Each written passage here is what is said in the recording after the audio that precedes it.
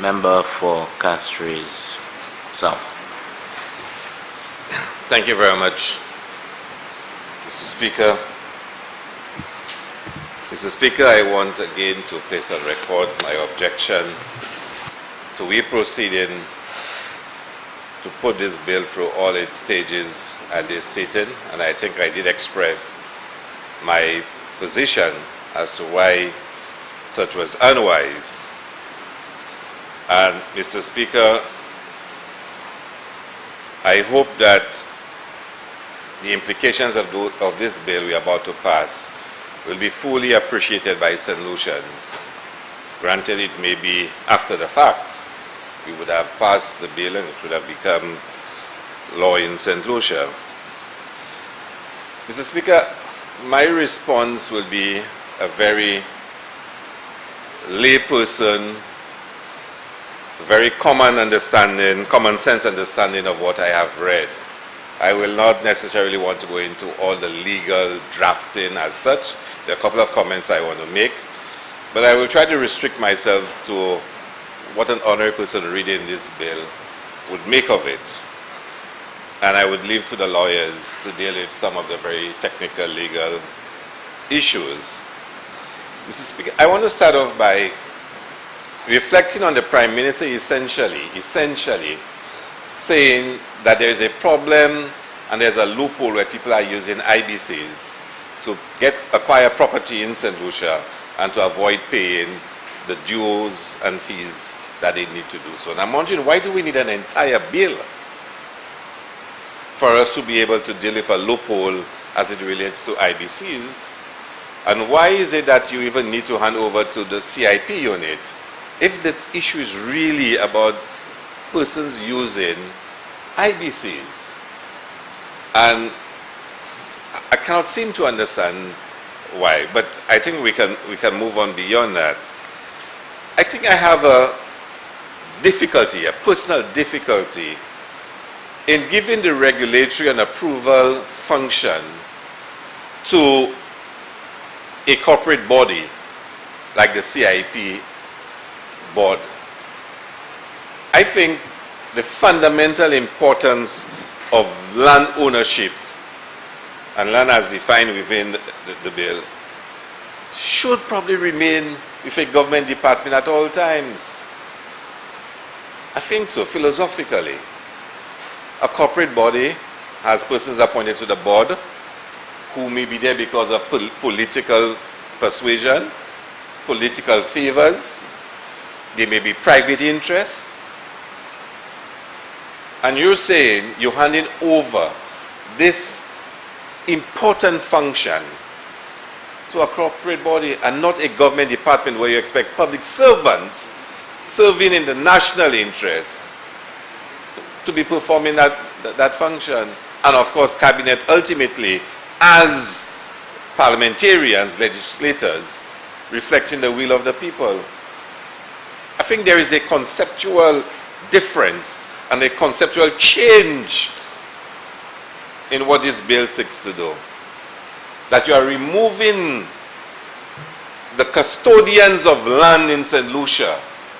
You are removing the right of persons who are parliamentarians from approving and regulating the ownership of lands in St. Lucia and giving it to a corporate body. And like I said, that corporate body may have persons who are there because of political persuasion. They may be persons who themselves have vested interest in land ownership in the country on that board. And they are now the ones given the responsibility to decide on land ownership in St. Lucia. So I start off by saying there is a major shift in this new bill, this bill which is put before us.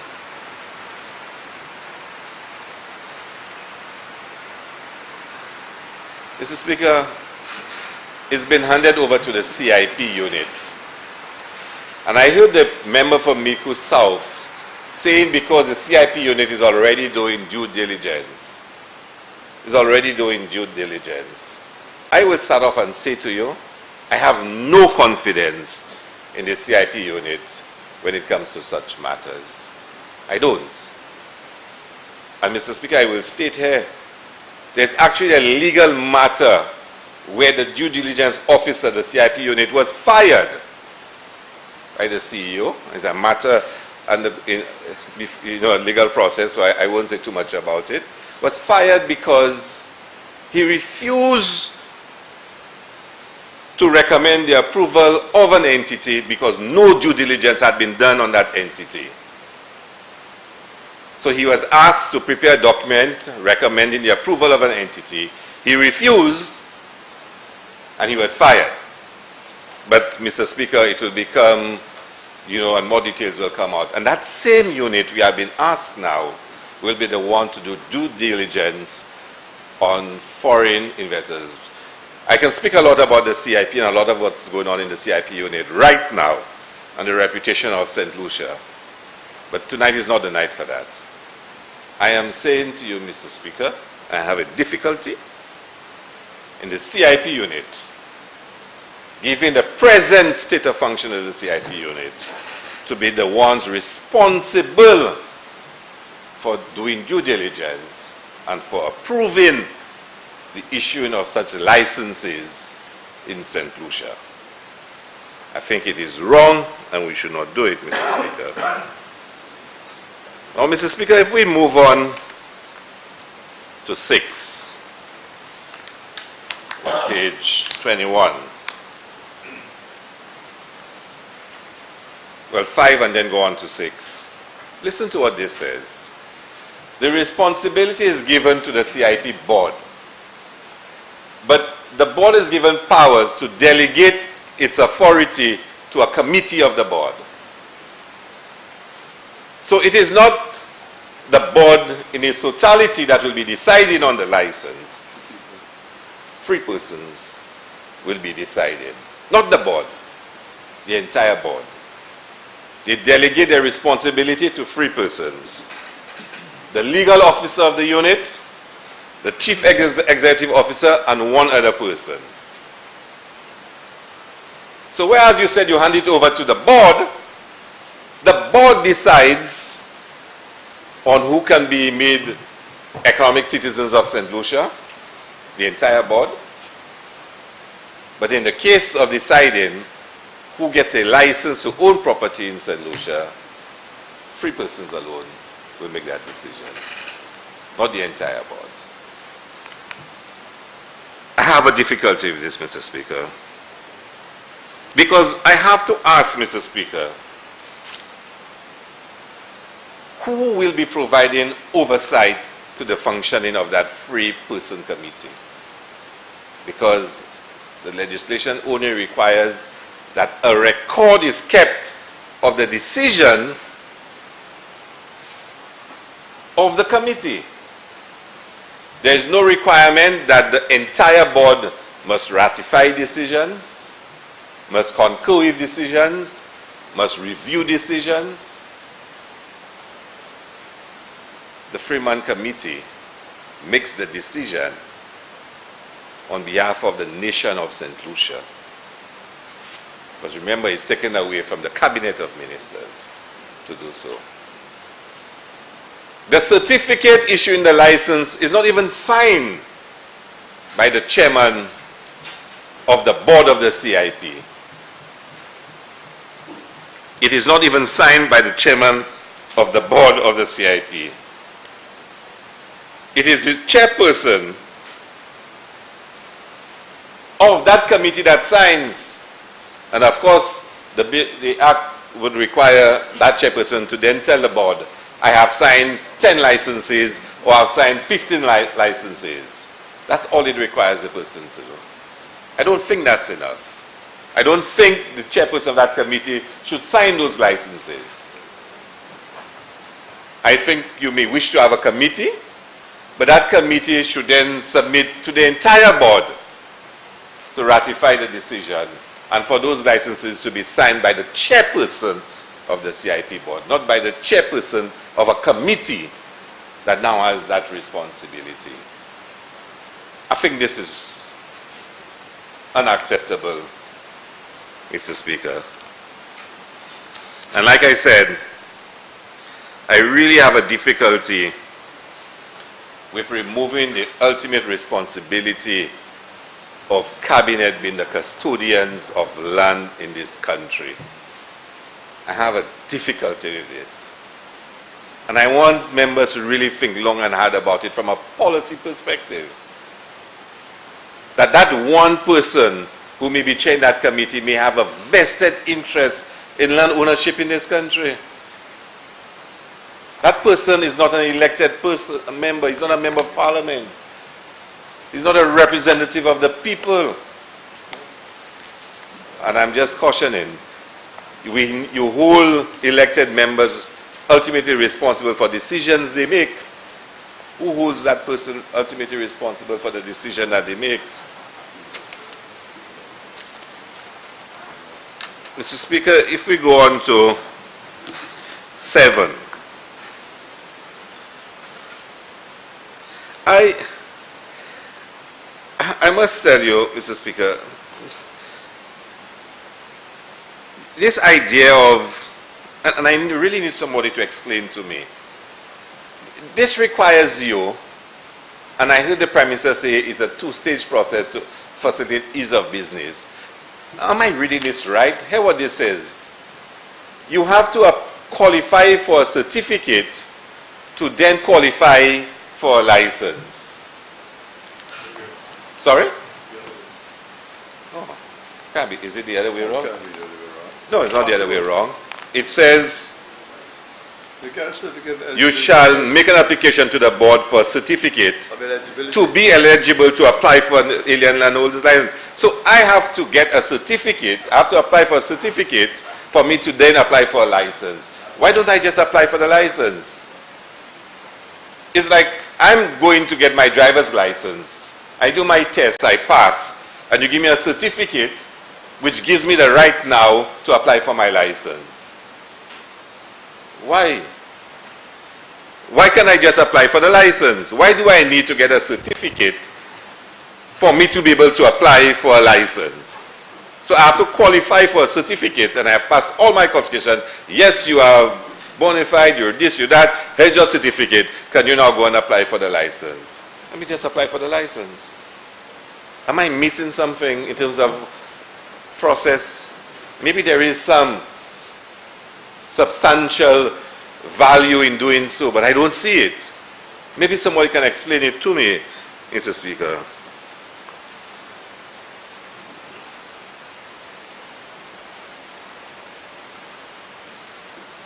Now, let's read 1 and 2, 7, 1 and 2, and help me understand this. An alien shall make an application to the board for a certificate to be eligible to apply for an alien landholding license to purchase, acquire, lease land, or continue to hold land in St. Lucia. 2. An alien with a valid license issued under the former act shall make an application to the board for a certificate if that alien intends to obtain an alien investor entrance permit.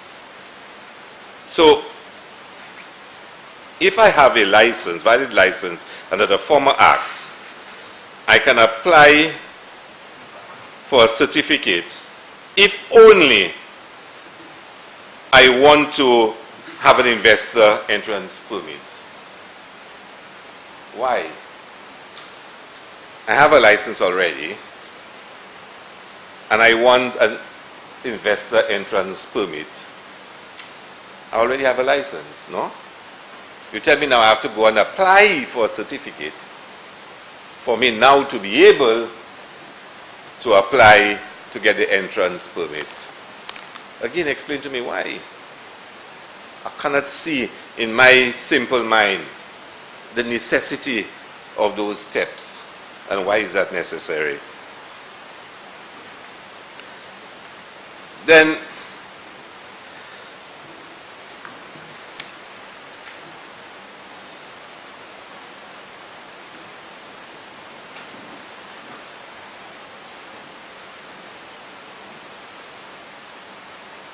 let us look at 7.9. And again, help me understand 7.9 about the trustee. Why would you want to put a trustee name on the license? a liquidator or a receiver. Why would you want to put a liquidator or a receiver name on a license? A liquidator or trustee or a liquidator or a receiver is a trustee. Why would you want to put a license on his name? You still have someone who is a legal owner. And again, help me understand the policy behind that. Because somebody is still the legal owner. There's a liquidator or a receiver handling this matter. Why would you want to transfer the license to their name when you still have a legal owner? Again, the lawyers can explain whether or not there is not some difficulty with that being done, because the license is in the name of the owner. And until the property is totally disposed of, it is still that of the legal owner, no? And again, like I said, I'm not a lawyer. I'm a common man when it comes to those matters.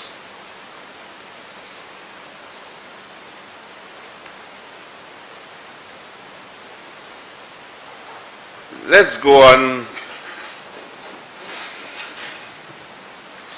and look at 7.2.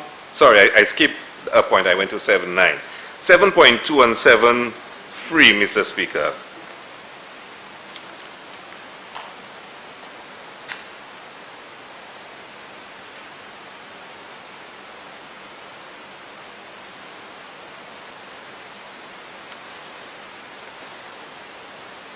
Again, under 7.73, if you are exempted from the licensing requirements under the former act or under this act, shall make an application to the board for a certificate if that alien intends to obtain an alien investor entrance permit. Again, I don't understand, but I guess the legal people will probably explain it better than me. But for me, as an ordinary person, it is a bit confusing. There's no complexity. It's what it seeks to do is the problem. Yeah. Mine is missing a page.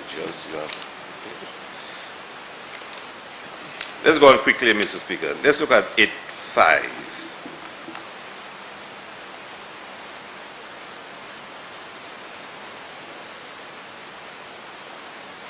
Now, I got the impression you needed to have a certificate, as stated in 7.1, for you to be able to get a license. But when you read 8.5, it says, if an alien is able to identify the land that he or she intends to purchase, acquire, or lease at the time of applying for a certificate, that alien may at the same time of applying for a certificate submit an application for an alien landholding license under section 15. Now, do you need one for the other? Because, again, you're saying, if I know the land that I have an interest in, whilst I'm applying for the certificate, I can also apply for the license at the same time. Again, I'm not sure about the two-stage process that is required. And maybe the Prime Minister, the member for Mico North, can best explain it to us. Mico South, sorry.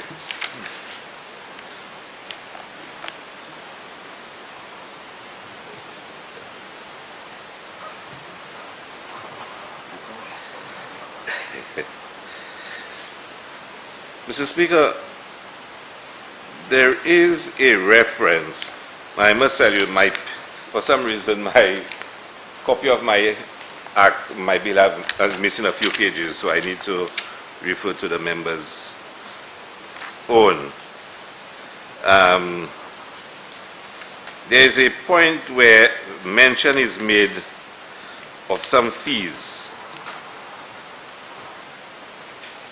which I want to ask the honorable member to explain to us. What are those fees? There is a non-development fee and a non-operation fee. If you look at 17, Mr. Speaker, it refers to the non-refundable non-development fee or non-operation fee. Maybe somebody can explain to us what's the non-development fee and what's the non-operation fee. That's page 29.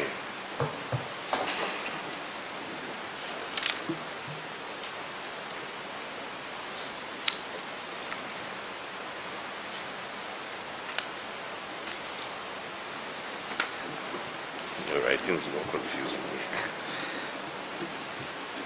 It speaks of the non-development fee. I don't know if you follow me there.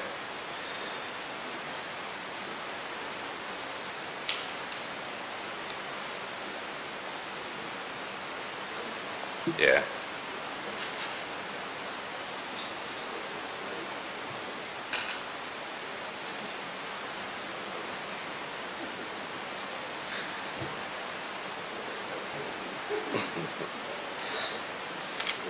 You notice those two fees, but there's no way in the bill that you can get any understanding of what's a non-development and a non-operation fee.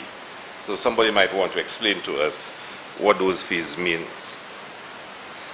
Then let's go on to 16, Mr. Speaker, on page 29.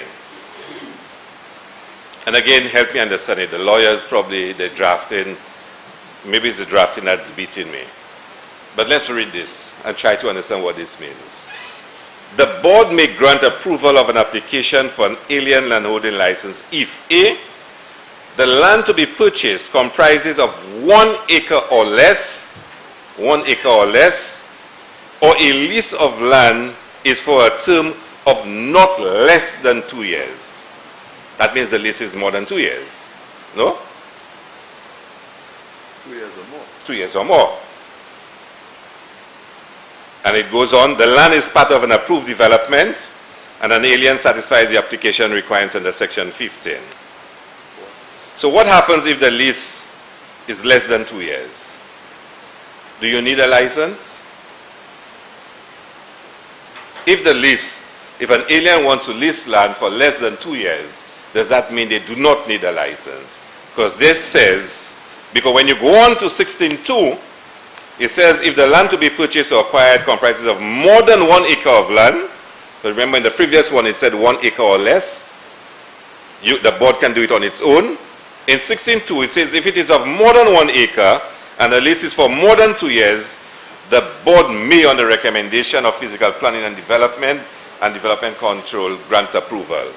So 16.1 deals with, I suppose, smaller and shorter periods. But it says of not less than 2 years. So I'm wondering, if it's less than 2 years, do you need an alien landholding license? And whether the not should not have been there. I don't know, the drafters know best. But certainly the way it reads, it suggests either somebody does not need a license if the lease is less than 2 years, or there is an error. Yeah? Now, 16.1b, the land is part of an approved development. And I'm asking myself the question, if someone in St. Lucia has a house, a beautiful house, and an alien wants to purchase it, and it is not part of a development, it means you cannot sell your house. Is that what that means? It doesn't mean that. Again, this is a layman interpreting this. 16.2. This is 16, 1, 2, and 3 suggests that you can only get a license if your property is part of an approved development. No, it says the board may grant approval of an application for an alien landholding license if B, the land is part of an approved development. So if the land is not part of an approved development, what happens? Now, no, but here is, no, that's fine, but here what 16.2 says. But it must be more than 1 acre. So if my land is 1 acre and it's not part of a development, I cannot sell it. How?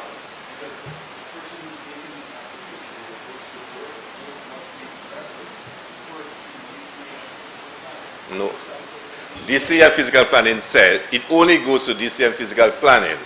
It only goes to them if it is more than 1 acre. I'm saying if it is less than 1 acre, I have a beautiful house on a ½ acre of land. Some tourists came here, they say they like it, they want to buy it. Where, under what provision? Where? Yeah, but that's if the land to be purchased or acquired comprises of more than 1 acre. Where you see your war vehicle list? 16A, but it has to be, the land has to be part of an approved development. Okay, the lawyers will have to guide me. 16A, no, let's get that right. Now that's legal drafting. So help me understand it. Huh? I may be wrong. Are you saying to me under 16.1 can stand on its own, 16.1A can stand on its own, 16.1B can stand on its own, 16.1C can stand on its own, or all three must taken together? Legal drafters. A and B have to work hand in hand, man. Not yet. A, B, and C. I thought A, B, and C were the satisfying conditions for 16.1. So the board will grant you approval if you satisfy, the board itself can give you approval if it satisfies three conditions: the size and length of the list, it is part of an approved development, and you satisfy the application requirements under section 15. No? It cannot be that you stand on its own. No, Mr. Speaker, we're all aware of the time, Mr. Speaker. I have a long way to go still. I'm rushing, I'm trying to rush. But I need to understand this, because from reading this and from what I know as a layman, Mr. Speaker, you want to rush me, Mr. No, Speaker. I'm also going to suggest to you that we also have committee where we can do the back and forth. Right. So, Mr. Speaker, from my understanding of this, 16 is drafted badly. Either it's very right or it's drafted badly. And from what I understand, all three must be satisfied for the board to give you approval. It's not A by itself, B by itself, and C by itself. And under 16.2, after the Physical Plan Development Division and the Development Control Authority has approved it, the board may approve the license to you. Why may? Because somebody explained to me. So I have met all the application requirements. DCA has approved it. Physical Planning has approved it. Why this still has to be the board may grant it to me? Again, maybe it's legal drafting. Why doesn't it say the board shall grant once you meet all those requirements? Why me still? So I've met all the due diligence, I've paid all my fees, I've met all the application requirements under section 15. DCA has agreed, planning has agreed, and you say to me the board still may give it to me. No, that's the application requirements under 15. You have to meet the due diligence requirements. So you've done everything you had to do. So, and it still says me, but maybe that's how the legal draft people put it. But for me, once I've met all the requirements, so maybe that, again, I said I'm not a lawyer, so please bear with me. Let's go on to 20. Mr. Speaker is rushing me, so I have to take my time. When he puts me out, he puts. Mr. Speaker, 21A. I need someone to explain that one to me. Now, maybe again in the lawyers and how they draft stuff. It says, an alien investor shall, subject to subsection 2, register the alien landholding license within 90 days of issuance of an alien landholding license at the office of the Registrar of Lands to vest an interest in land in the alien. Now, I guess that's probably what happens now. When you buy it, you have to go and register it in the register. But why you just don't say to me within 90 days, of I get the license, I buy the land? Simple. Is that not what it says? Is that what is meant there? That within 621A, that within 90 days of getting your license, you go and buy the land, you go and purchase the land. Simple. I don't understand the concept of going and register so you can invest in the land. Within 90 days of being given the license, you complete the transaction. Again, it might be legal drafting, but 21A, 20, subsection 1A, yeah. So I really don't understand this one.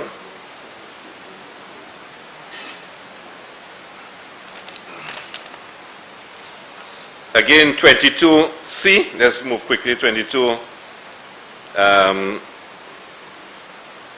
See, I mentioned it earlier. I don't see the necessity for a receiver who is a trustee. For that person to name should be the license to be that person's name when you still have a legal owner. And I want to refer to 23(1) subsection 1(d)(2). And that is also repeated in 13(1), where it speaks of a condition for the rejection, that's on page 33, if an alien investor is considered to be a national security risk. What's a national security risk? What's a national security risk? Do you tell somebody you revoke because he or she is a national security risk? Terrorist. Would you have to explain and provide details to the person as to why, what is a national security risk? That's very vague.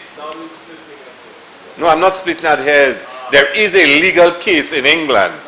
There is a legal case in England where the courts rule that there is an obligation. These days we are under English law. Remember that.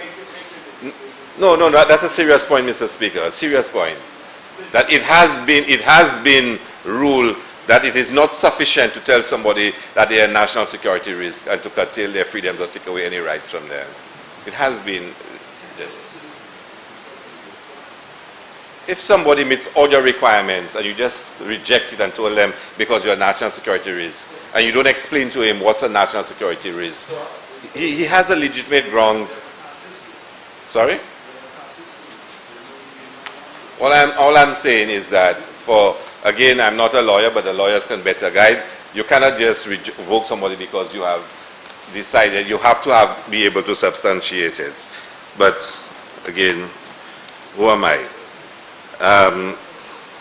It's a shit point, okay. Let you go to court. Let you go to court and you tell someone, you reject somebody and tell them because they're a national security risk and you don't explain to them what that meant.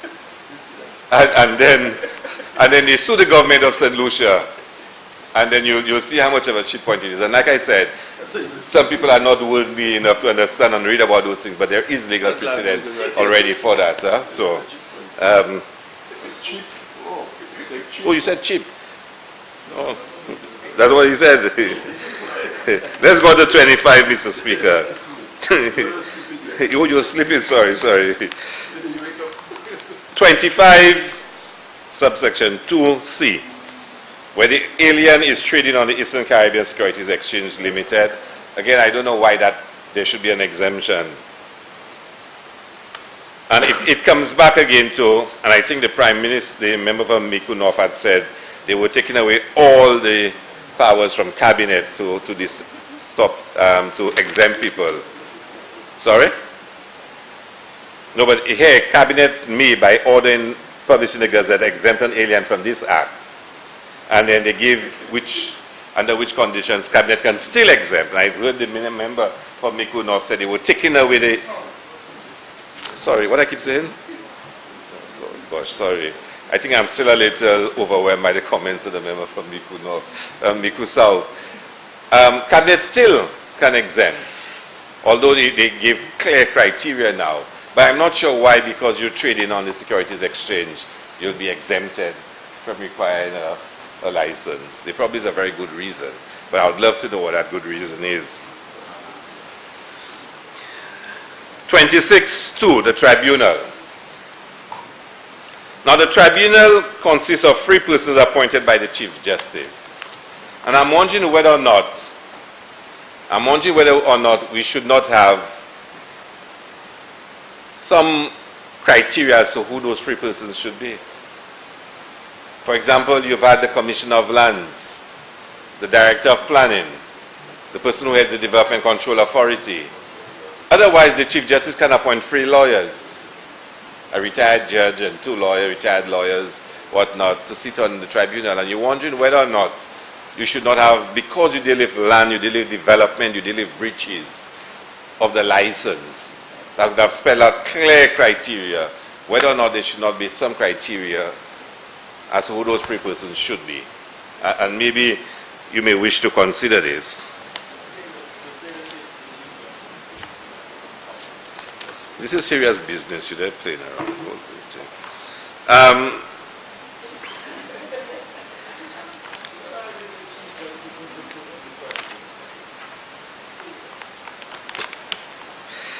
Sometimes you make me wonder, Mr. Speaker.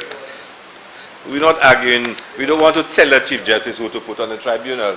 If you're going to say, as a parliament, you're going to give a Chief Justice to set up a tribunal for you, you may wish to say to this Chief Justice, when you set up the panel, can you consider at least one person who's not a lawyer but have expertise in development planning or matters relating to those things? You may want to do that. You're not telling her who to, you're just advising because it's you giving her the power to set up your tribunal for you. Now, I want to understand this one, Mr. Speaker. 28E. You've set up a tribunal. The tribunal has had its hearing. And under E it says, and the tribunal makes an order. So the tribunal been told that there's a breach, the tribunal has a hearing, the tribunal makes an order. And E says, make an order that the board considers revocation of a certificate or license. I don't think the board should consider. Again, maybe legally consider means yes. Doesn't mean that. I don't know. I'm not a lawyer. The lawyers are strange people. You're saying to me that a breach has been reported. The tribunal has all the evidence. The tribunal makes an order to revoke a license, and you're saying the board will consider it. I don't think the board should consider it. If the tribunal makes an order, I think that's the order. Again, so the lawyers might want to consider whether the word should reflect whether the word considers is appropriate there.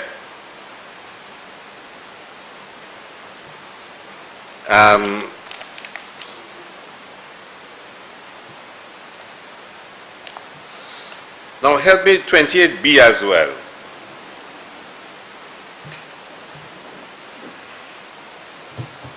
The tribunal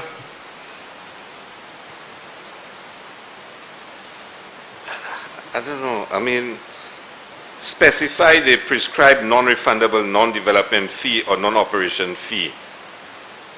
And I'm wondering whether those fees are set or not. Because if the tribunal, after a hearing, can specify what's the fee that has to be paid.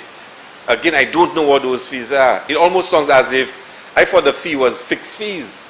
You pay X amount non-development, you pay X amount non-operation. But this says they shall specify the fee. Almost saying, based on what the breach is, they can charge you a certain fee.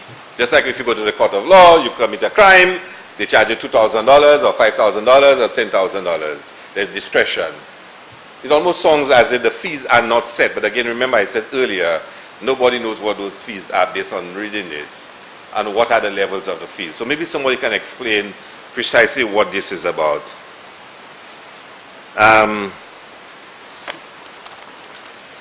Let's go to 30. 32C. Again, help me understand it. Again, might be legal. A notice under subsection 1 must specify the action to be taken to rectify the breach within 3 years. Why does it say within 3 years? Because if it says there's a breach, yeah, just help me understand it. There's a breach. We've gone on to 32, subsection 2C. And I think generally that whole section, it almost says to me, for example, it says the action to be taken to rectify the breach within 3 years. Why within 3 years? Why are you telling the tribunal that the notice they give must be that it is done within 3 years? Do you even need to say within 3 years? I don't understand how the within 3 years arises there. Again, maybe there is something that I don't fully understand. And the same thing with 2B. You virtually tell the tribunal they must say how much money must be paid within 3 years. Why the 3 years? What's the magic thing about 3 years? Why not 2 years? Why not 5 years? Why not 4 years?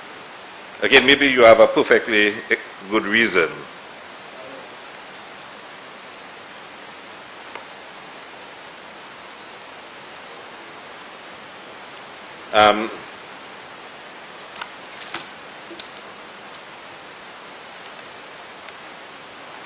Mr. Speaker, I think I'll probably stop there. I have a few other points to make, but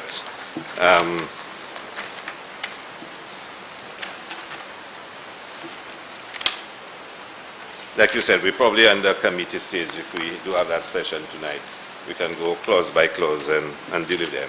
So maybe at this point, Mr. Speaker, I'll stop and take up the other little minor points later on. Speaker, thank you very much.